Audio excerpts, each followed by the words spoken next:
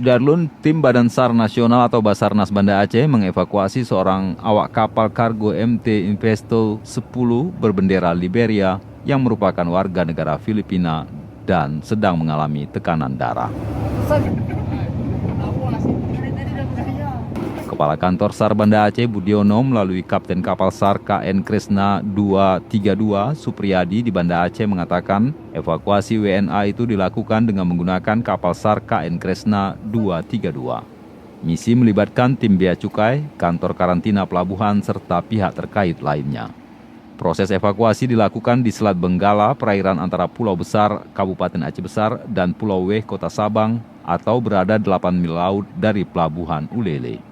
ABK yang dievakuasi adalah Joseph Reggie Boston yang merupakan anak buah kapal MT Investo 10, kapal kargo berbendera Liberia. Kapal tersebut berangkat dari Zhoushan, China menuju Tanjung Harapan, Afrika Selatan. Hasil pemeriksaan awal, korban mengalami hipertensi. Selanjutnya, korban dirujuk ke Rumah Sakit Umum Daerah Zainul Abidin, Banda Aceh untuk penanganan selanjutnya. Dari Banda Aceh, Hendry, Serambion TV.